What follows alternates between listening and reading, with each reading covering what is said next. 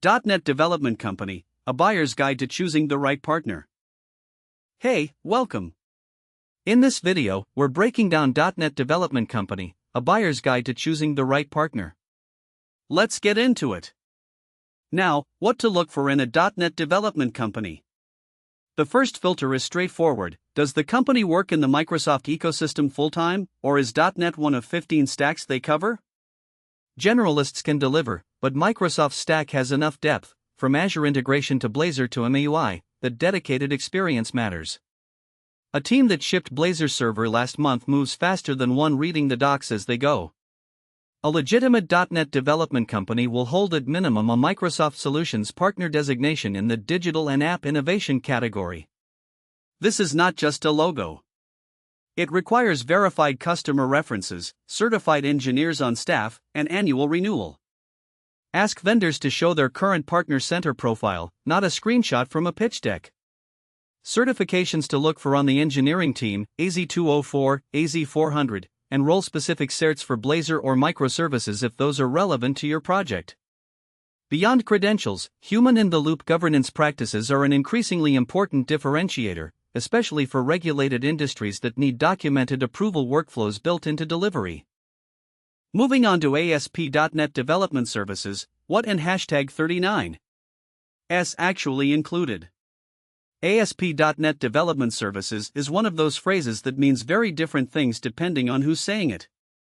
Here's what a mature .NET development company should deliver under that umbrella.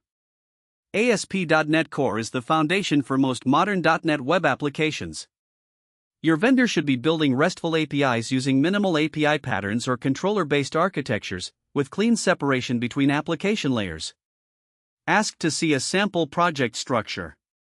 If you see business logic sitting inside controllers, that's worth flagging early. Minimal APIs, introduced in .NET 6 and refined through .NET 9, are now the preferred pattern for high-throughput endpoints. According to Microsoft's ASP.NET Core documentation, minimal APIs reduce startup overhead significantly compared to the MVC controller pattern, making them the right default for new API development services projects targeting performance at scale. Moving on to how to decide, .NET application modernization versus full rewrite. This is the most common question IT directors inherit when they take over an application running .NET Framework 4.x on a server that hasn't been patched since 2019. The honest answer: it depends on the code quality, not the age. Legacy .NET Framework modernization uses the Strangler fig pattern to incrementally replace components without a full rewrite. The Strangler fig approach, named after a tree that grows around its host, means you wrap the existing application in a new .NET 8 or .NET 9 facade. Traffic routes to the new system where new code exists and falls through to the legacy system everywhere else. Over 12 to 18 months, you replace the old system one module at a time. This is lower risk than a big bang rewrite for most legacy app modernization projects because the business keeps running throughout. The trade-off is that it requires discipline and a team that can hold two architectural contexts in their heads at once. Let's talk about next up, Blazor Development Services, when C# replaces JavaScript. Blazor is a genuine alternative to JavaScript frameworks for enterprise teams that already live in C#. It is not a novelty. Microsoft runs Blazor in production, and enterprises across financial services and healthcare are shipping it. The question is not whether Blazor is production ready. It is. The question is whether it fits your team and your use case. Blazor Server renders UI on the server with SignalR. Blazor WASM runs C# directly in the browser via WebAssembly. The practical difference. A capable Blazor Development Services team makes this recommendation based on your latency profile, security model, and offline requirements, not on whichever option they have more recent experience with. Moving on to .NET Microservices Consulting, moving beyond the monolith. Not every enterprise application needs microservices. This is something vendors rarely say because it does not sell consulting hours. The honest framing: microservices solve specific scaling and team autonomy problems. If you do not have those problems, you are adding operational complexity without benefit. .NET Microservices Consulting delivers value when different parts of your application have genuinely different scaling requirements, different teams need to deploy independently without coordinating releases, or you are extracting bounded domains from a monolith that has become a deployment bottleneck. A 15-person team shipping a SaaS product typically benefits more from a well-structured modular monolith than from Kubernetes and 12 separately deployed services. When microservices are the right answer, .NET developers have strong tooling available.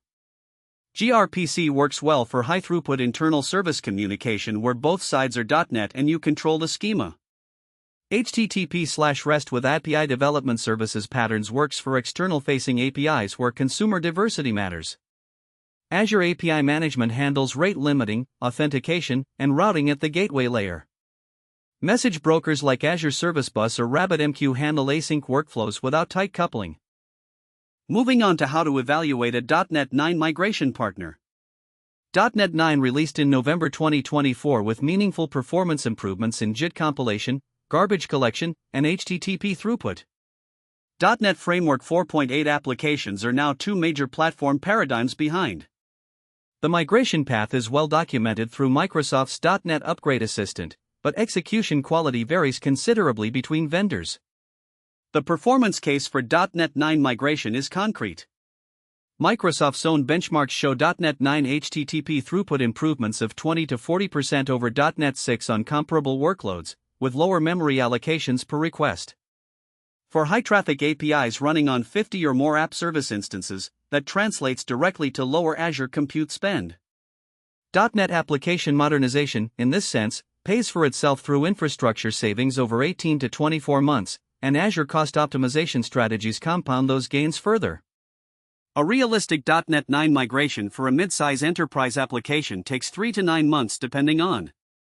Next up, now, API development services and the API-first approach. API-first means the API contract is designed and agreed before implementation begins. This sounds obvious, but most teams still design APIs as an afterthought of their back-end models. API-first development forces better separation between front-end and back-end teams, enables parallel development tracks, and produces interfaces that external consumers can actually use without reverse engineering. For most enterprise application development scenarios, REST remains the pragmatic default. It is widely understood, easy to document with Swagger and OpenAPI, and supported everywhere. gRPC is the right choice when you need low-latency internal service calls and control both sides of the connection. GraphQL fits when you have diverse client types with genuinely different data requirements and want to avoid overfetching or multiple round trips. A custom software development company worth hiring recommends based on your consumption patterns, not on whichever technology their team implemented most recently. Next up, moving on to conclusion. Choosing a .NET development company comes down to three things. Does this vendor understand your industry's compliance requirements? Do they have real production experience with the specific .NET capabilities you need? And do their delivery practices match your organization's governance expectations? The vendor who answers, "What does your code review process look like for AI-assisted development?" with a specific process is more trustworthy than the one who shows you a client logo wall. Technical skill is table stakes at this point. Delivery discipline is what separates genuine partners from body shops. Q Services specializes in .NET modernization with human-in-the-loop governance for enterprise applications, bringing Microsoft Stack expertise with transparent delivery metrics and documented approval workflows across healthcare, banking, logistics, and SaaS sectors. If you are evaluating a .NET 9 migration or scoping new enterprise application development, start with a structured technical assessment rather than a proposal. It takes 5 days and eliminates the ambiguity that causes most projects to miss their budgets.